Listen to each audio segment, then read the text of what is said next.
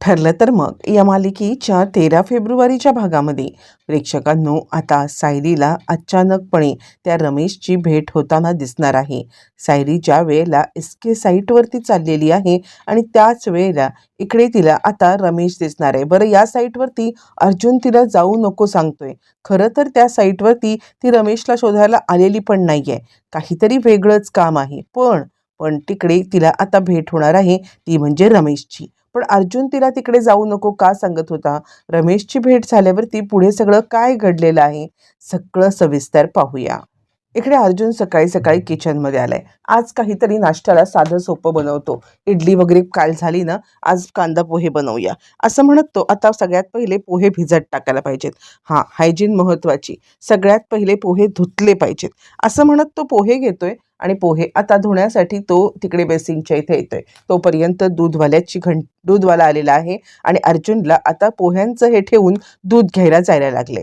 तोपर्यंत मी कांदा मिरची हे सगळं कढईमध्ये टाकून दिलेलं आहे आणि मग दूधवाला आल्यावर ती पातेलं घेऊन दूध घ्यायला गेलाय. पण अगदी छोटूसं पातेलं आणल्यामुळे दूधवाला सांगतोय, हे काय, हे एवढूशा पातेल्यामध्ये दूध कसं घेणार तुम्ही? असं म्हटल्यावरती तो आता एकदम मोठं पातेलं आणतो. एकदम मोठं पातेलं आणल्यावरती दूधवाला म्हणतो, हे काय अख्ख्या गावाचं तुम्हाला हे घ्यायचं आहे का? अहो, असं नाही आहे, मीडियम साईजचं पातेलं लागतं दुधासाठी. मग अर्जुन किचनमध्ये येतो. पुन्हा एकदा ते आता दुधाचं पातेलं शोधायला लागतो. पण त्याला त्याला दुधाचं पातेलं कुठेच भेटत नाहीये. आणि त्यानंतर मग आता तो म्हणतोय, द्या ह्याच्यात देऊन टाका. यावरती आता लगेचच सांगायला लागतोय दूधवाला, की भाऊजी असतात ना, ते अगदी व्यवस्थितरित्या हे सगळं हँडल करतात. तुम्हाला काय हे जमत नाही आहे, हे मात्र खरं. यावरती अर्जुन म्हणतो, जमत नाही, मला सगळं जमतं. जे माझ्या बायकोला जमतं ना, ते सगळं सगळं आता मी करतो. त्यासाठी मला कोणाची गरज नाही लागत आहे. असं म्हटल्यावरती तो आता दूधवाला सांगायला लागतो, काहीतरी जळल्याचा वास येतोय. इकडे अर्जुनची फोडणी जी त्यांनी आता कांदा पोह्यांसाठी केलेली आहे ती टोटली करपलेली आहे. अर्जुन धावत पळत आलाय, पटकन कढई उतरले आणि त्यानंतर पुन्हा एकदा तो आता दूध घ्यायला गेलाय. तोपर्यंत इकडे आता पेपरवाला आलाय.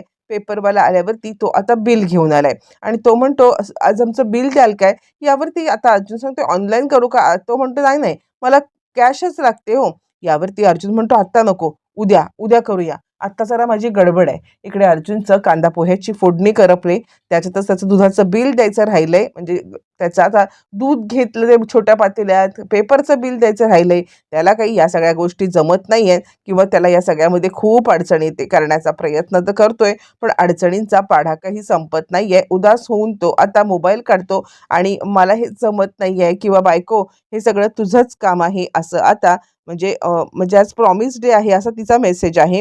प्रॉमिस डे आहे आणि हे विसरला नाहीत ना, संध्याकाळी वाट बघा. असं म्हटल्यावरती आता इकडे अर्जुन तिला मेसेज टाईप करतो, की मला हे जमत नाहीये वगैरे, पण दुसऱ्या क्षणाला तो मेसेज डिलीट करून टाकतो, जेणेकरून आपला कमजोरपणा सायलीच्या समोर येऊ नये, हा त्याचा हेतू असतो. आणि तो म्हणतो, नाही नाही, मी कशाला माझं हे करू, नाही नाही, मी सध्या तरी काहीच बोलत नाहीये, सायलीलाच कबूल करू दे. इकडे तोपर्यंत जेवणासाठी बसलेले आहे सचिन आणि आता साक्षी आणि त्यावरती सचिन म्हणतो, सॅम, असं हे किती दिवस बाहेरचं खायचं आहे? म्हणजे सतत आपण बाहेरचं खातोय, काहीतरी घरामध्ये बनव ना, घरगुती टाईप असं. असं म्हटल्यावरती लगेचच साक्षी चिडलेली आहे. आणि हे कुठून तुझ्या डोक्यात आलं, की आता मी जेवण बनवायचं आणि तू तुझी कामं करतोस का रे? म्हणजे व्हॅलेंटाईन वीक चालू आहे. आज काय, आज प्रपोज डे आहे. प्रपोज डे आहे, काल रोज डे होता, मला रोज दिलंस का किंवा मला प्रपोज केलंस का? यावरती आता सचिन थोडासा गडबडलाय. हिचं काहीतरी डोकं फिरलंय किंवा ही या सगळ्यामध्ये काहीतरी आता आपल्याला बोलत आहे. म्हणजे आपण या सगळ्यामध्ये तिला आता जरा खोटं खोटं घेतलं पाहिजे घोळामध्ये, असं म्हणत लगेचच तो आता म्हणतोय, अगं सॅम, असं काय करतेस तू? खरं सांगायचं तर आता तू सगळं माझं स्पॉईल करून टाकलंस. सरप्राईज देणार होतो ना मी तुला, सगळे सगळे सरप्राईज स्पॉईल केलंस तू माझं. अगं, तुला माहिती आहे का, मी खरं तर तुला आता म्हणजे हे व्हॅलेंटाईन डेला सरप्राईज देणार होतो, व्हॅलेंटाईन डेचं. पण तू सगळं सरप्राईज माझं आता स्पॉईल केलंस. तुला कळतंय का सॅम? असं म्हटल्यावरती तो म्हणतो, शी आता काय करू, मी तर तुला छानपैकी व्हॅलेंटाईन गिफ्ट देऊन व्हॅलेंटाईन डे साजरा करणार होतो. असं म्हटल्यावरती मग आता इकडे साक्षी सांगायला लागते, सॉरी, अरे कधी कधी माझं ना असं होतं, म्हणजे बघ ना उगाचच मी तुझ्यावरती चिडले. यावरती तो म्हणतो, खरंच ग, तू सगळं सरप्राईजच स्पॉईल करून टाकलंस. म्हणजे खरं सांगायचं तर आता हे सरप्राईज मला तुला छानपैकी द्यायचं होतं, पण ठीक आहे, काही हरकत नाहीये. तू आता मग हे सगळं स्पॉईलच केलंयस तर सांगूनच तुला मी देईन. यावरती ती म्हणते, हे असं होतं ना माझं, खरंच मला आता खूपच वाईट वाटतंय. मी सगळं सरप्राईज आता स्पॉईल करून टाकलं. Sorry baby. यावरती तो म्हणतो, इट्स ओके, नको तू काळजी करूस. मी तरीसुद्धा तुला छानपैकी ही सरप्राईज देणार, म्हणजे देणारच. असं म्हणत आता इकडे सचिन म्हणतो, आज तिला जवळ घेतो आणि नाटक करत तिच्याशी गोड बोलायला लागतो. बरं आता साक्षी लगेचच पिघळते, कारण कुठेतरी ती सचिनच्या खरोखर प्रेमात पडलेली असते आणि तितक्यात तो आता सगळी तयारी करण्यासाठी बाहेर पडून गेलाय आणि तो बाहेर पडलाय आणि प्रियाची तिकडे एंट्री झालेली आहे. प्रिया आल्यावर ती प्रिया आता नाटक करावी. ऍक्च्युली त्या नागराजने सगळं सांगितलेलं असतं सचिनच्या बद्दल, पण तरी सुद्धा आपल्याला काहीच माहिती नाहीये किंवा हा इथे कसा आला, अशी नाटकं करण्यासाठी प्रिया आता साक्षीच्या इकडे येते. साक्षी, साक्षी हा सचिन होता ना? अगं साक्षी, हा सचिन होता ना? आणि हा इकडे काय करतोय? साक्षी म्हणते, काय सचिन? तू कसं काय सचिनला ओळखतेस? मी तर तुझी ओळख सुद्धा करून दिलेली नाहीये किंवा तू याच्या आधी कधी त्याला भेटली पण नाहीयेस, मग तू कशी ओळखतेस त्याला? यावरती ती सांगायला लागते, अगं असं काय करतेस, सचिन आहे हा, सचिन. आणि त्यावरती ती म्हणते, हो, माझं त्याच्यावरती प्रेम आहे आणि आम्ही दोघं जण लग्न करणार आहोत, लग्न. प्रिया, कळतंय का तुला? यावरती प्रिया आता म्हणायला लागते, काय बोलते, लग्न? अगं ह्याच्यासोबत, याच्यासोबत लग्न करणार आहेस तू? तुला कळतंय का तू काय बोलतेस ते? याचं ऑलरेडी लग्न झालेलं आहे. असं म्हटल्यावरती मग आता लगेचच ती सांगते, अगं वेड्यासारखं काहीतरी बडबडू नको, याचं लग्न कसं काय होईल, हा तर माझ्या प्रेमात आहे. यावरती ती म्हणते, अगं हा तुला फसवतोय, फसवतोय. लग्न होऊच म्हणजे ह्याच्यासोबत तुझं लग्न होऊच शकत नाहीये, कारण कारण हा मुळातच लग्न झालेला माणूस आहे. यावरती आता साक्षी सांगायला लागते, अगं कसं शक्य आहे? त्यावरती लगेचच ती म्हणते, अगं हो, मी सांगते तेच खरं आहे. अगं हा खरंच याचं लग्न झालंय, म्हणजे तुला माहितीये ना, अस्मिताचा नवरा आहे हा. असं म्हटल्यावरती मग मात्र 340 व्होल्टचा 440 व्होल्टचा झटका आता बसलेला आहे, तो म्हणजे साक्षीला. साक्षी म्हणते, काय? यावरती ती म्हणते, म्हणजे तुला माहित नव्हतं का की हा अस्मिताचा नवरा आहे ते? अगं म्हणजे हा तुला अडकवत होता का? असं काय करतेस? तुझ्यासोबत प्रेमाचं नाटक करतोय. हा तर सुभेदारांचा जावई आहे, जावई. साक्षीला काय करावं कळत नाहीये आणि तिला या सगळ्यामध्ये आता खूपच भीती वाटायला लागली की आपल्यासोबत काहीतरी चुकीचं घडतंय. आणि तोपर्यंत प्रियाने बाजी मारली.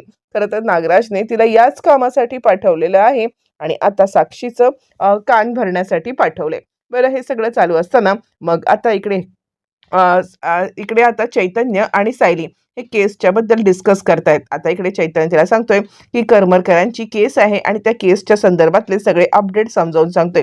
सायलीला हे सगळं खूपच डोक्यावरून जाते आणि तिला आता या सगळ्यामध्ये काही कळत नाहीये आणि ती म्हणते, चैतन्य भाऊजी, आत्तापर्यंत आपण खूपच केस हँडल केल्या होत्या ना? तितक्यात अर्जुन आलाय आणि अर्जुन आता चहा घेऊन आलाय आणि त्यानंतर मग सायली सांगते, एक कॉफी पण आणा चैतन्य भाऊजींसाठी. यावरती तो थोडासा चिडलाय, काय कॉफी? मी आणू आत्ता कॉफी? मगाशी सांगायला काय झालं होतं? मगाशीच जर का सांगितलं असतं तर मी एकदाच आणली असती ना कॉफी. यावरती लगेचच आता इकडे ती सांगायला लागते, असं काय करताय तुम्ही? आता सायलीच्या भूमिकेत आहात ना, आणि सायली कधीच चिडत नाही. सायली कोणावरतीही चिडत नाहीये. तुम्ही कसे काय चिडताय? असं चिडून चालणार नाहीये तुम्हाला. यावरती तो म्हणतो, बायको, अगं असं काय करतेस? चिडण्याचा प्रश्न नाहीये, पण पण त्यावरती सायली सांगते, नाही नाही, सायली कधीच चिडत नाही आणि त्यामुळे तुम्ही लगेचच चैतन्य भाऊजींचं पटकन कॉफी करून घेऊन या. यावरती तो म्हणतो, ठीक आहे. तो चैतन्यासाठी कॉफी आणतो. कॉफी आणल्यावरती सायली सांगते की माझा चहा थंड झालाय, मला चहा गरम करून द्याल? यावरती तो म्हणतो, काय आणल्या चहा तुला पिता येत नाहीये का? सहज चहा ठेवून देऊन मग आता मला सांगते परत चहा गरम करून आणायला? काय चाललंय काय? असं म्हटल्यावरती अर्जुनला सायली पुन्हा एकदा, तुम्ही सायली आहात, चिडायचं नाहीये, असं म्हणत त्याला आता समजावून सांगतेय. मग त्यानंतर अर्जुन पुन्हा चहा घेऊन येतो, पुन्हा चहा देतो आणि तो सांगतो, हे घ्या, आता हा चहा पुन्हा गरम होणार नाहीये, पटकन पिऊन घ्या, काय प्यायचं ते. असं म्हणत तो आता चांगला चिडलाय आणि ओगाचच त्याची चिडचिड चालू आहे. बरं हे सगळं चालू असताना चैतन्य मजा घेतोय आणि त्यांचं आता केसच्या संदर्भातलं बोलणं इकडे चालू आहे आणि त्यावेळेला चैतन्य सांगतोय की एकदा का आपल्याला रमेश भेटला ना की रमेश भेटल्यावरती मग पुढच्या गोष्टी आता खूपच सोप्या होतील. अर्जुन या सगळ्या चर्चेमध्ये भाग घेतोय, तर चैतन्य त्याला मुद्दाम या चर्चेपासून लांब ठेवतोय, जेणेकरून त्याला आता मुद्दाम त्रास देता यावा. आणि त्यानंतर मग आता अर्जुन तिकडे गेलेला आहे आणि अर्जुन या सगळ्यामध्ये लगेचच कॉफी, चहा हे सगळं करतोय आणि तो म्हणतो, "मी काय किचन किचन ते हे असंच करत बसू की काय? मला काही काम पण करता येत नाहीये. म्हणजे माझी बायको मला कामात मदत करायची, तशीच मला माझ्या बायकोला तिच्या कामात मदत करायची आहे." इकडे तोपर्यंत मग त्यांचं केसबद्दल डिस्कशन चालले, की रमेशला कसं काढायचं किंवा रमेशला भेटल्यावर ते त्याच्या तोंडून आपण वदवून घेऊ. म्हणजे आता ट्रक समितीचा तो आता हे आहे ना, ओनर आहे ना, त्यामुळे त्याला एकदा भेटणं महत्त्वाचं आहे. नेमकं प्रिया हे सगळं वाक्य ऐकते आणि त्यानंतर मग आता प्रिया इकडे विचार करते, "नाही, नाही, ही गोष्ट खूपच महत्त्वाची आहे. मला ही गोष्ट काहीही झालं तरीसुद्धा आता नागराज आणि महिपत यांच्यापर्यंत पोहोचवायला पाहिजे म्हणजे पाहिजे." असा विचार करत आता प्रिया ताबडतोब त्यांना भेटायला जेलमध्ये चाललेली आहे. इकडे अर्जुनने सांगितलेलं आहे, की आपल्याला रमेश भेटला तर सगळ्या गोष्टी क्लिअर होतील. ही गोष्ट खरीच आहे. पण त्या रमेशचा शोध आता इन्स्पेक्टर सावंतांना लवकरात लवकर लागला पाहिजेच. इकडे प्रिया सगळं हे ऐकतीये आणि त्यानंतर ती आता तडक निघालेली आहे महिपत आणि नागराज यांना भेटायला जेलमध्ये. इकडे तोपर्यंत आता प्रिया विचार करते, "नाही, नाही, काहीही झालं तरी या गोष्टी त्यांच्या कानावरती पडल्याशिवाय मग मात्र आता काही खरं नाहीये. त्यांना काहीही करून हे सांगायलाच पाहिजे मला." असं म्हणत प्रिया तडक तिकडून निघालेली आहे. आणि त्यानंतर इकडे ती आता सगळ्यांचं नजर चुकवून जाते आणि तोपर्यंत आता इकडे चैतन्य सायलीसाठी दुसऱ्या केस अजून समोर आणून ठेवतो. सायली म्हणते, "चैतन्य भाऊजी, अहो आत्तापर्यंत 8 केस झाल्या." यावरती चैतन्य सांगतो, "अजून 25 केस असतील." अर्जुन एका एका वेळेला 25-25 केस हँडल करायचा. बरं त्याच वेळेला अर्जुनची एंट्री होते, "बायको, हे काही साधं सोपं काम नाहीये. At a time 25 case handle करणं." यावरती सायली मनातल्या मनात म्हणते, "नाही, नाही, मेंदू दुखवणारं काम आहे खरं आणि खरंच मला वाटत होतं तितकं हे काम सोपं तर बिलकुलच नाहीये आणि म्हणूनच हे काम आता मला करायलाच पाहिजे." आणि त्यावरती अर्जुन म्हणतो, "तू मनातल्या मनात आहे, दोघांचं गोष्टी मनातल्या मनात चालल्यात." आणि त्याच वेळेला अर्जुन म्हणतो, "हिचं काम तरी कुठे सोपं आहे? इतकं सगळं मल्टीटास्किंग मला काही जमत नाहीये. सगळं मल्टीटास्किंग खूपच अवघड आहे." असं म्हणत मग मात्र आता इकडे दोघं जण एकमेकांचे कामं त्यांना जमत नाहीयेत, पण कबूल करणं सुद्धा त्यांना बिलकुल जमत नाहीये. दोघं एकमेकांशी कबुली मात्र काही द्यायला मागत नाहीयेत. बरं हे सगळं चालू असताना मग आता इकडे इकडे चैतन्य सांगायला लागतो, "एक अजून कॉफी मिळेल का?" यावरती अर्जुन म्हणतो, "कॉफी?" चैतन्य हसतोय. इकडे सायली सांगत आहे, "चैतन्य भाऊजी, एवढं पण हसण्याची खरंच काही गरज नाहीये." बरं हे सगळं झाल्यावरती इकडे तोपर्यंत प्रिया भेटायला आली आणि ती सांगते, की अर्जुन ह्याचा शोध घेतोय. म्हणजे जो ट्रक ड्रायव्हर आहे ना, त्या ट्रक ड्रायव्हरच्या त्यांनी काहीतरी म्हणजे जे काही ट्रक मालक आहे, त्या संघटनेचा अध्यक्ष आहे, त्या असोसिएशनचा त्याचा शोध घेतोय. यावरती मग महिपत सांगतोय, "अजिबात नाही. तो जर का त्यांच्या हातात लागला ना, तर खूपच मोठा गोंधळ होईल. आपल्याला सगळ्यात महत्त्वाचं म्हणजे त्याला आता संपवायला पाहिजे. त्याला गाडायला पाहिजे. नागराज शेठ करा, काहीतरी करा. तो ह्यांच्या हातात नाही लागला पाहिजे." इतकंच नाही आहे, तर आता काहीही झालं तरी त्याच्यापर्यंत जर पोहोचले नाही, तर आपल्या माना आवळल्या जातील. यावरती नागराज म्हणतो, "मी काही करू शकत नाहीये. मी जेलमध्ये बसून आता खरंच काही करू शकत नाहीये." खरं सांगायचं तर आता म्हणजे ह्या जेलमध्ये मला हे जमणार नाही. यावर नागराज म्हणायला लागतो, "तूच कर ना काहीतरी महिपत." यावरती महिपत म्हणायला लागतो, "आत्ता सध्या मला पण काही जमणार नाहीये. तू कर काहीतरी. प्रिया संपव त्याला." प्रिया म्हणते, "हे तुमचं संपवा-संपवीची नाटकं आता बंद करा. अजून जेलमध्ये अडकलेत तर ह्याला संपव नी त्याला संपव. हे काही मला जमणार नाहीये. हे बघा तुमचे भानगडी आहेत. तुम्ही या सगळ्या निस्तरा." असं म्हणत लगेचच प्रिया आता चिडलेली आहे आणि प्रिया तिकडून निघून गेलेली आहे. इकडे नागराज आणि महिपत यांना काही कळायला मार्ग नाहीये, की नक्की काय झालंय किंवा आता या कसं काय ट्रक ड्रायव्हरपर्यंत पोहोचायचं ठरवायचं. म्हणजे मारामारी तर प्रिया करणार नाहीये.